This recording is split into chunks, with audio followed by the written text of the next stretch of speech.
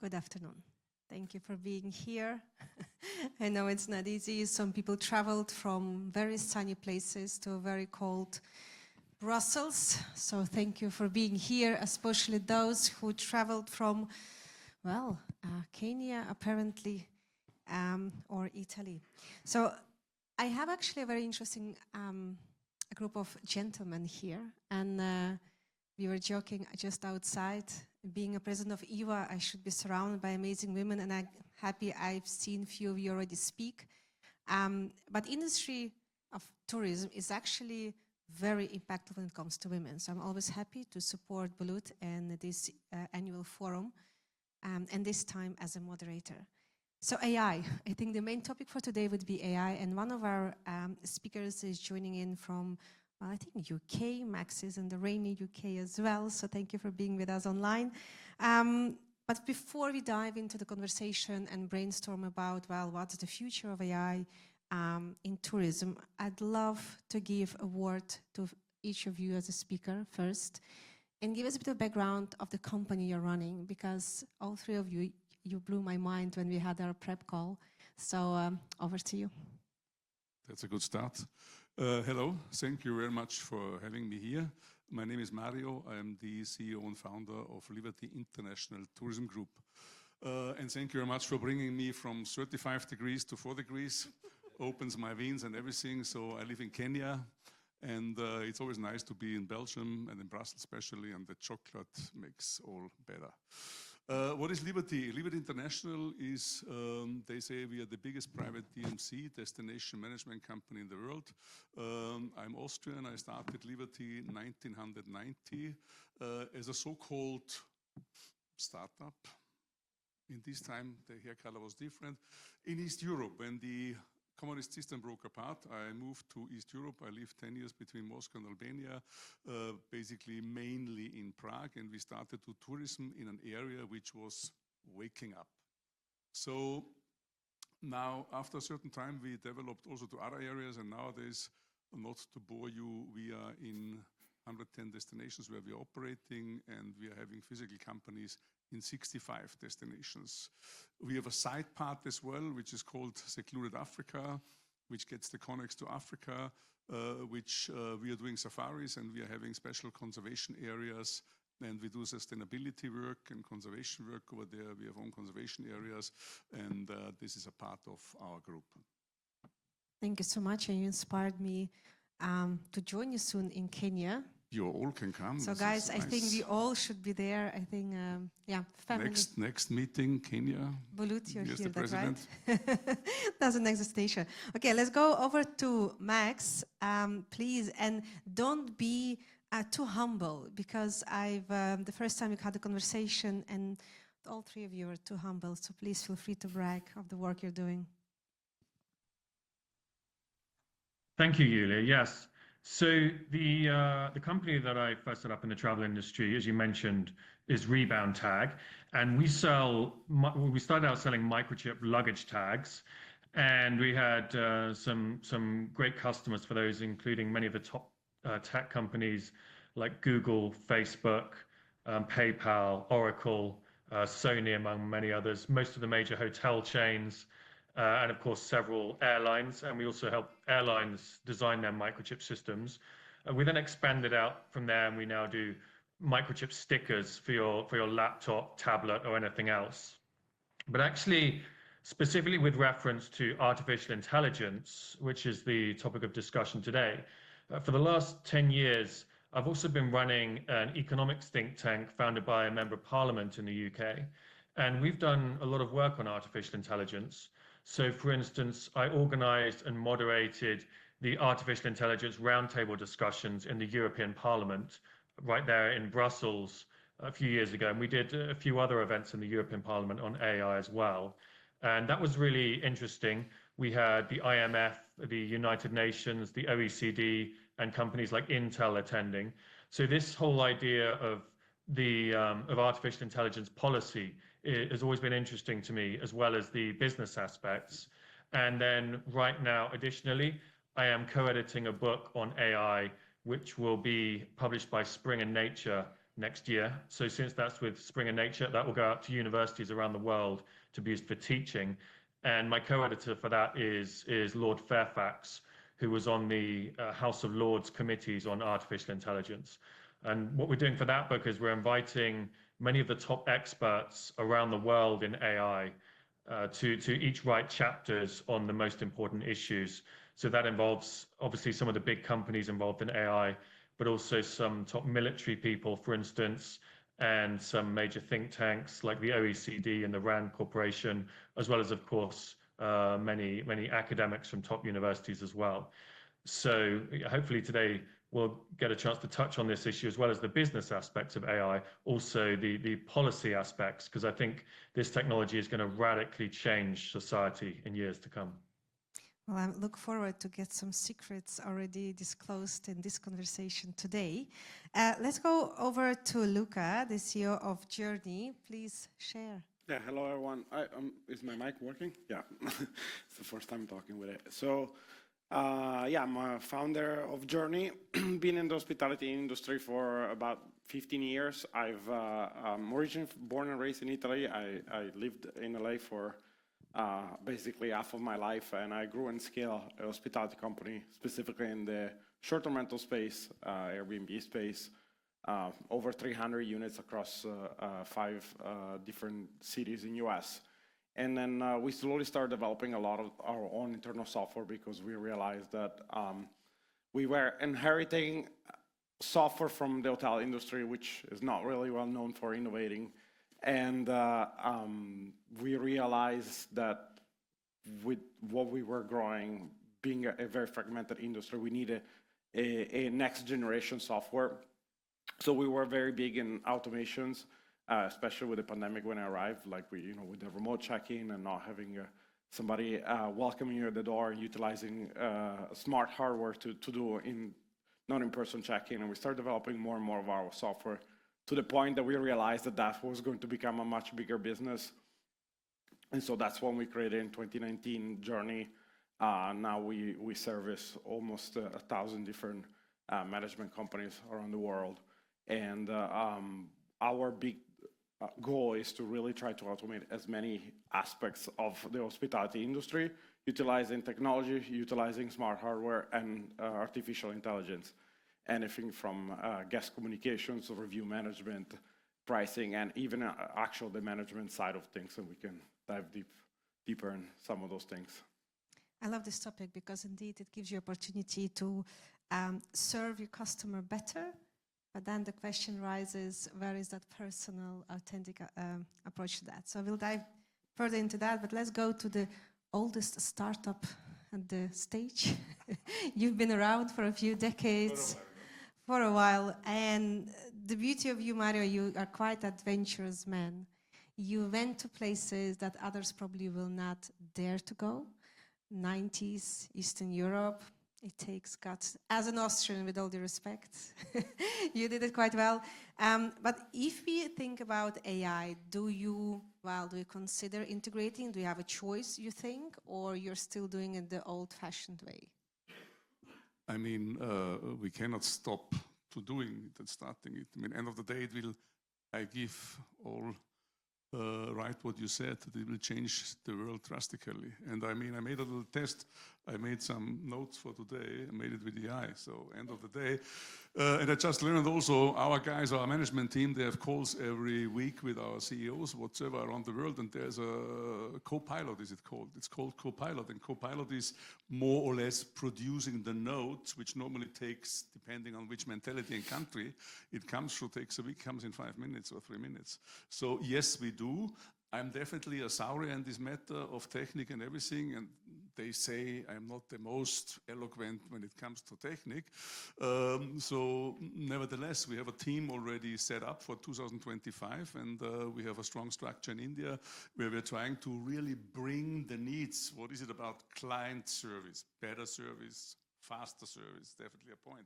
Going to the point. AI can enable us to really get the pattern of their travel behavior in a certain way. I mean, we are now B2B, we're not B2C.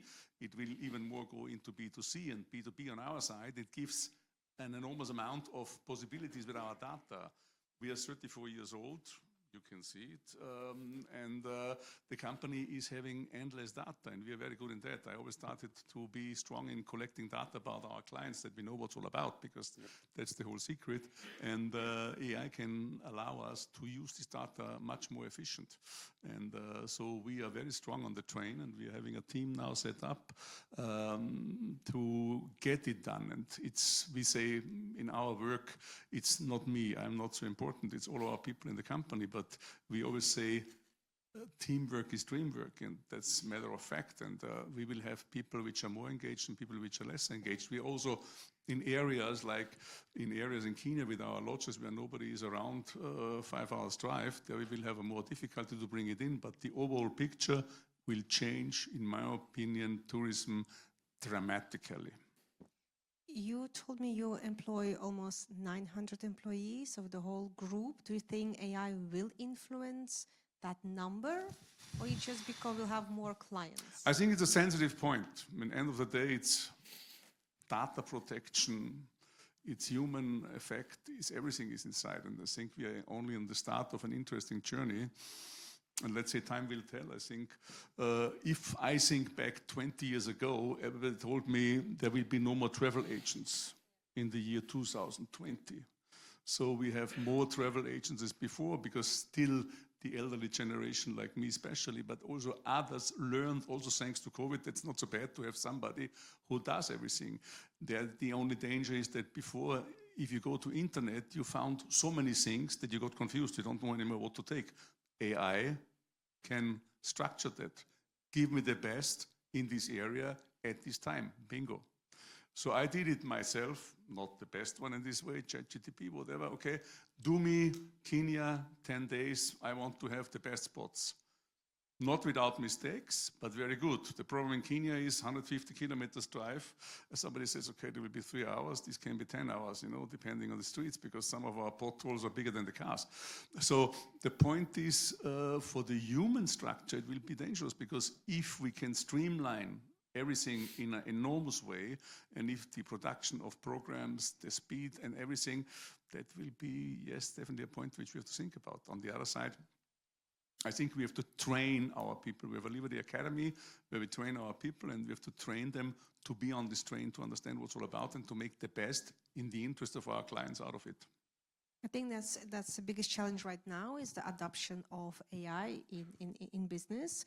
You started a conversation with Copilot, and I'll look at you. We had an interesting conversation last time about Copiloting. Who is the Copilot? How does your company actually trains it? And what are the benefits of it? Yeah, so we actually have our own internal version of Copilot. As I mentioned, we have actually developed different AI agents for different functionalities. So we have something that is more oriented for the guest communication, something that is more oriented on checking availabilities and being delivering the proper information to the guest. One is for concierge. And so but also from a manager standpoint, like a property manager standpoint, we developed a Copilot which we call it NIA, our AI, so it's called NIA Copilot, which allows you to have full-on conversations with your own software. So we truly believe in Jurny that the way you interact with these large management softwares, which took historically a lot of training for employees, especially if you have large organizations, different people doing different things, it changes the way you interact with software completely, because now you can have a conversation with your own software, which is pretty crazy. So you can say, hey, can you just look at, how am I doing year over year in terms of occupancy compared to my historical within my 2 hotels in Miami? And it will just give you a full report, and you can have a full conversation, including, blocking calendars, moving reservations, and so on. So it's changing really the landscape completely. And I think the historical UI, UX, which kind of bonded us on how we can interact and do things, and the level of training that you really need in order to do something and utilize a complex software. Question about adoption again. I think, how do you train your software users to use the Copilot?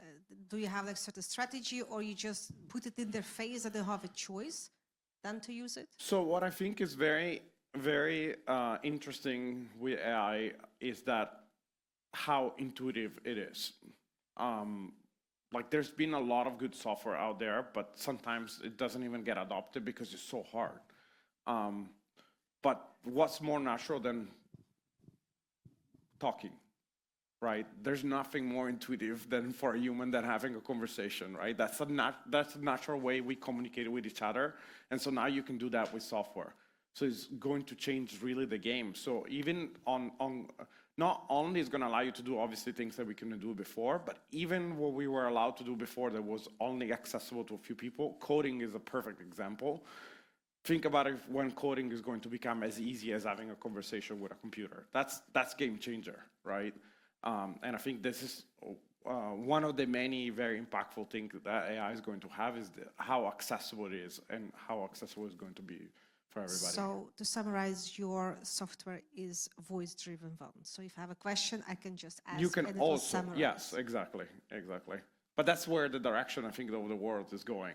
Yeah, no, very interesting. I've been experimenting myself in the last 2 years with ChatGPT, creating my own little agents, training them, and indeed, the time that you're saving, well, it led to me firing 2 of my assistants, to be honest. So that's the result. Well, go back to Max. We had that conversation about how businesses will integrate AI. Well, we can speak about tourism industry, but in general, is that something as intuitive as Luca said, or we still need some people like Mario to be sometimes extra trained, or maybe you say, no, there are certain industries will keep it human to human, and others, administrative processes we will automate. Just a second, we cannot hear you. Maybe you're muted. I think if we look at the effects of AI on the travel industry, it's going to be somewhat similar to quite a lot of other industries in that respect. So as we noted, at the moment, a lot of people's interaction with AI is with chatbots like ChatGPT. But for most people in the next few years, and possibly very soon, that's going to shift towards AI agents. So increasingly, consumers will be able to just get AI to order their holidays for them or whatever it happens to be. And like you, Yulia, I've been using ChatGPT for the last couple of years for research for various projects, including these Springer Nature books and so on. But actually, this year was the first year where I've really been using it a lot for e-commerce as well. So for the recent sales, I needed a surround sound, home cinema surround sound system for this room here. And so I just, for the first time, I just went on ChatGPT and just said, give me a list of everything that's available on sale right now, the pros and cons of each of them, and then just click through. Now, increasingly, the AI will also be able to go through the purchasing for you as well. Now, that's going to have a number of effects, both on the travel industry, but also most others as well. So, for instance, increasingly, if I'm just interacting with the AI and that's purchasing things for me, then the key thing that travel businesses will have to do is interface with that AI. But then additionally, there's a lot of theories at the moment of how that's going to affect different marketplaces. One of the things I think it will challenge is actually the network effects that we've seen over the last 25 years or so with the internet. So there's laws like Metcalfe's law from Robert Metcalfe, which essentially states that as the number of users of a digital company grows, the value of the company grows exponentially relative to that. So if you think about something like Airbnb, most people use Airbnb because it has millions of people on there, both as customers and also renting out their properties. And so if you're traveling to Los Angeles, for instance, you might typically just use Airbnb. You don't look at the 20 or 30 other competitors because it's not convenient. So Airbnb, for instance, has huge network effect benefits from that. It's similar to economies of scale.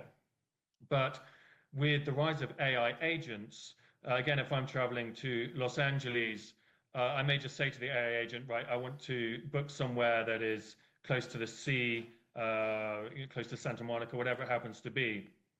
And that will then be able to look at not just Airbnb, but all of the 20 or 30 other smaller versions, smaller companies doing the same thing as Airbnb. So effectively, those network effects will be reduced. So it's actually another huge opportunity for smaller businesses that find it very difficult to compete with these large global digital companies that have benefited from these network effects over the last 25 years or so.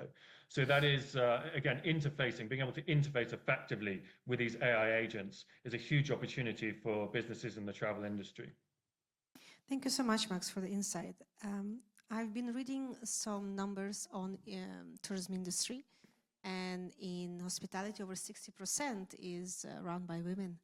I wonder how that is in Africa, and I know, Mario, you're working on some social impact projects there as well, so it has nothing to do with AI, but it does have a connection to the SME and the impact of it.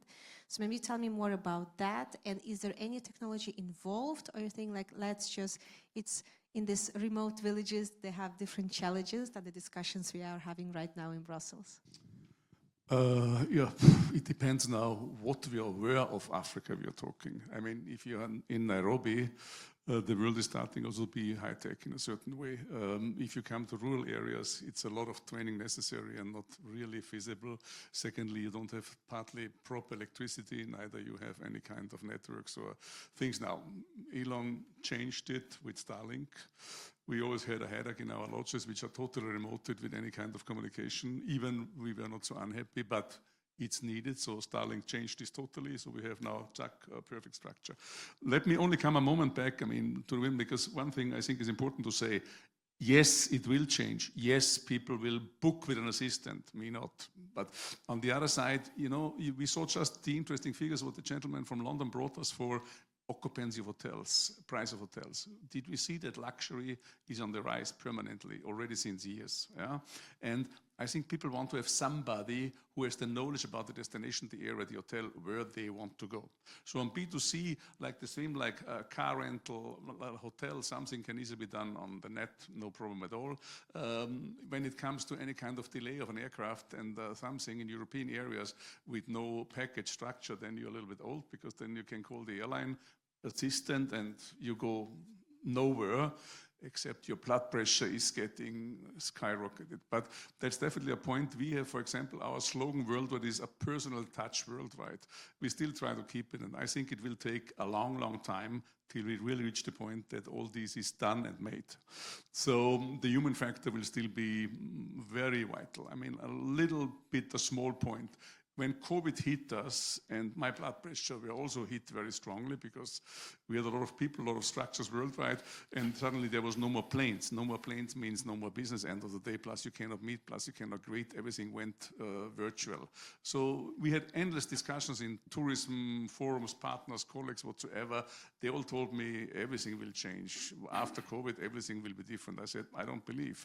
The humans are used to do things in a certain way, and luckily, I was right. Virtual is gone. No more virtual. We don't have a lot of congresses, maybe hybrid or something. But let me come back to women in tourism. A lot of men are here, so I don't want to make enemies.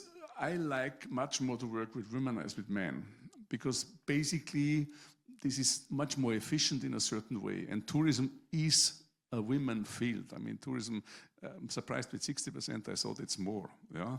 And in Africa especially, the women are the drivers in Africa. So in all such countries, women are the drivers, and women are very important for these kind of jobs. And I think it's not a big difference between our other offices. We have women-only offices in different countries, yeah?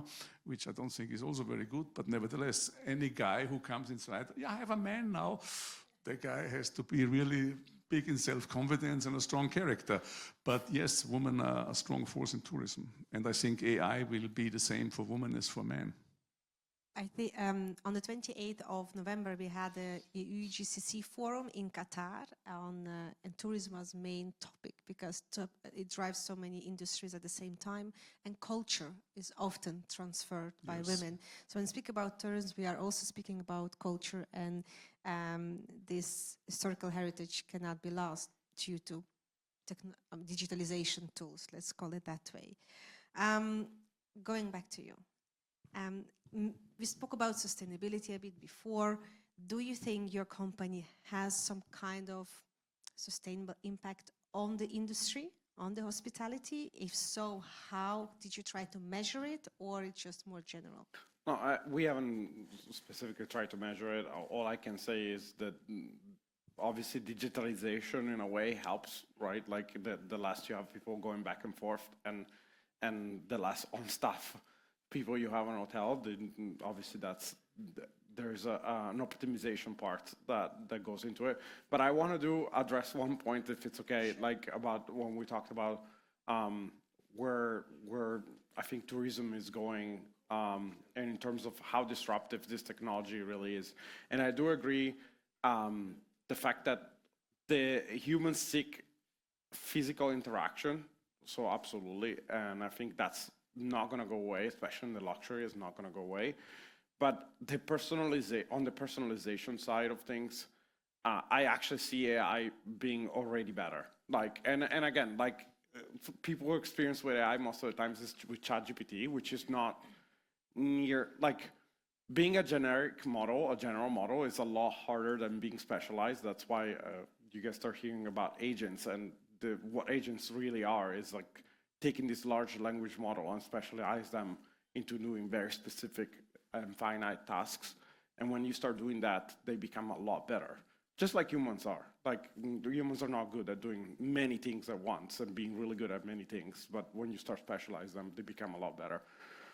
And they're just as good, and AI is just as good as its data, like as you mentioned before, like having large amounts of data. Say about the reviews. Yeah, I gave a very good example last time about reviews and yes, AI. Exactly. Yeah, we saw some of the answers on the reviews. Humans get emotional whenever there's especially something negative like on them on something they worked on, because maybe they put all their heart and soul in doing that. And so like being emotionless when you answer, but still like giving a really comprehensive answer that other people can read and really see it as a positive, as something that you learn from it, but at the same time you're showing that it's not really necessarily your fault, but done in a really curated way. It's not easy. Communication is not easy, right? And so with AI, you can have very, very specific, precise communications. You can train them to be exactly on brand. AI doesn't quit. AI works 24/7 and can give you immediate answers. And in hospitality, having fast answers is extremely important. So sometimes if you check in a hotel room and you're having an issue, you want that issue to be addressed immediately. Maybe it doesn't get fixed immediately, but addressed immediately. You want to know someone is on top of it and addressed it. You have a question about something, you want your answer right away. And we also saw by collecting good data, it's actually really good at having predictive behavior and understanding and then predicting needs that you may have when you're going to stay. And already today, we're seeing it as being an additional revenue source for a lot of hospitality companies, because they can have things like upsells, predict early check-ins or late checkouts.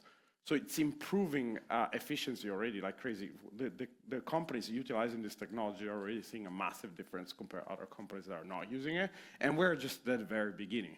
So there is going to be disruption, but I don't believe there's going to be jobs that are going to be lost. But I don't think overall we're actually going to come ahead, at least in the short term, because whenever you have a boost in productivity, you normally create new jobs. Maybe they're not the same jobs as before, for sure they're not. But you can Indeed, I think we're going towards retraining of your staff on one side, adoption of the technology other side, improving the ROI for sure. I just Googled recently an agent could cost you like $50 a month and replace 2-3 full-time people who are doing sort of operational job. So I think that's quite interesting. And that, I think the concierge service or the luxury industry is going probably to benefit from it, right? Yes, but everybody will benefit. And at the end of the day, you said it there rightly. Maybe we don't lose jobs, but we make the jobs easier and the staff more efficient. Yes. And at the end of the day, the personal connection is definitely here. And I do not believe that in the near future, we only want to communicate and work with a computer, honestly, because there's left and right, which is not able to be touched. I think it's absolutely can also lead to more jobs, different jobs for different parts.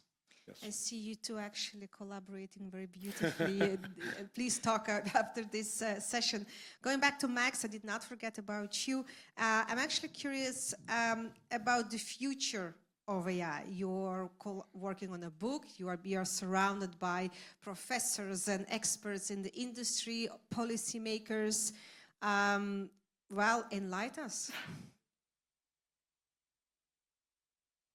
Thank you, Yulia. Yes, well, again, I think AI, more than most of the technologies that are discussed in business, really impacts just about every area of the economy and society.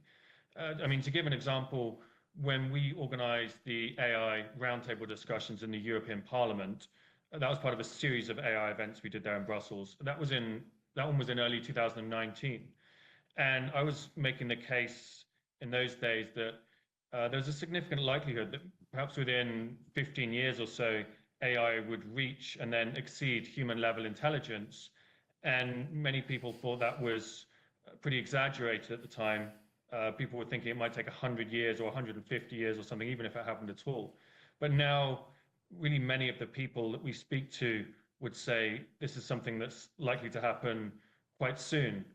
And if we think about it, the difficulties, let's say from a policymaker's perspective, in crafting good regulation, what they really have to do is prevent the dangers of AI without restricting the innovation.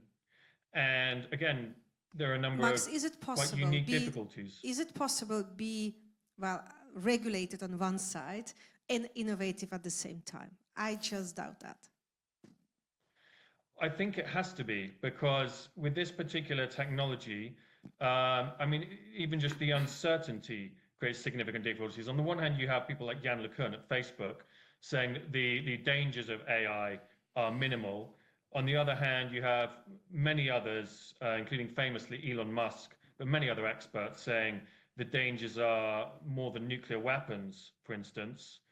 So that presents a difficulty for policymakers, that we really, there's such a huge spread in terms of what the experts are saying the danger is.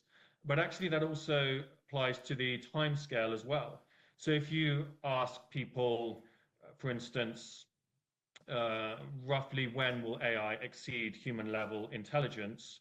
Again, on the one hand, you have people saying this could happen within the next 3 years or so. On the other hand, you have people saying it could happen in decades. But this will be one of the most extraordinary periods in human history, really comparable to splitting the atom, at least in importance. And then, so that presents another difficulty to policymakers is trying to predict the timescale. But then again, we have other issues. Once AI reaches human level intelligence, the likelihood is it will not stop there. And what we've seen over the last few decades is computers doubling in capacity roughly every 18 months to 2 years. And again, if that continues happening after AI reaches human level intelligence, that in itself will bring some of the most extraordinary challenges for policymakers, really, that the world has ever seen. There was a mathematician called I.J. Good, who was one of the leading figures in AI during the early days.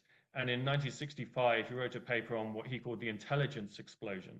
So that's the idea that when AI reaches human level intelligence, it'll at that point very quickly be able to design its own neural networks, even design better hardware, better chips, and so on. So in essence, it then rapidly progresses beyond that. So these are the types of difficulties facing policymakers at the moment. And really from a business perspective as well, this impacts just about everything. If we really are entering a world where AI will exceed human level intelligence within the next few years, whether it's 5 years, 10 years, 15 years, that is, arguably the most important development in human history so far. Thank you, Max. Quite scary and exciting at the same time, I would say. But we are here now in 2024. Last thoughts and insights from, well, I would do a little, like 2 minutes max, on, well, first your experience in digitalizing and AI. Do you agree with what your colleague said? or you think like just relax and be bare feet in Kenya by the beach? Which makes sense. My son is 11 years old, barefoot in Kenya on the beach, but he tells me, Papa, please, AI is for him a point, you know. He discusses with me that in school these things can be done easily. He doesn't need so much time. He can put it in the AI and it's done.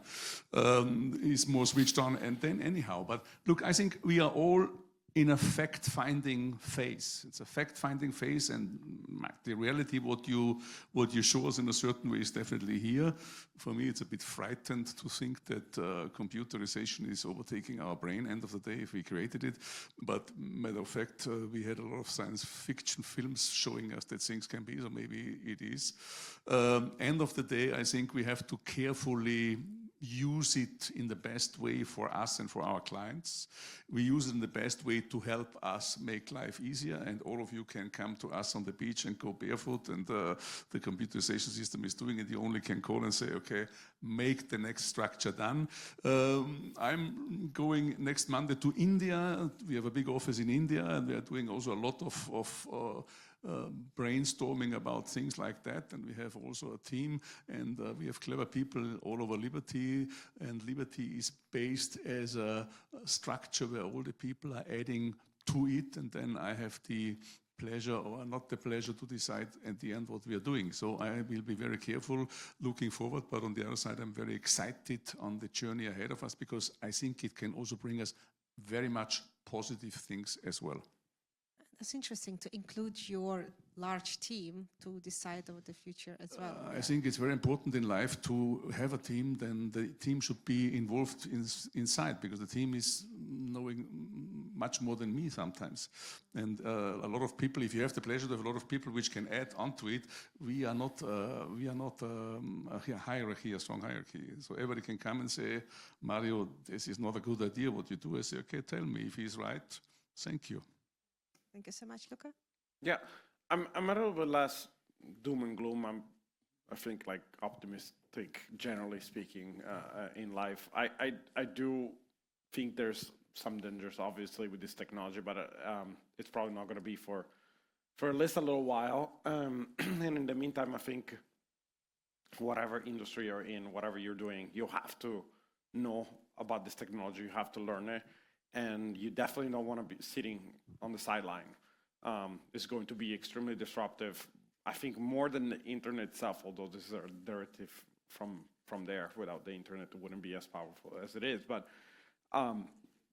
you know, like in the travel industry, a lot of things changed. Obviously, with the rise of the internet, with OTAs and the way you could do distributions, and the way that somebody can start their own hospitality company from a simple apartment, right? That you can now technically be an hospitality company by owning an apartment and renting it on Airbnb, or even sub-renting an Airbnb. So definitely a lot of things changed, and this is going to be even more disruptive. So we definitely don't want to be not paying attention. We have to pay attention, and I think there's going to be disruption, and the biggest disruption is going to be for the companies that they don't pay attention to this technology.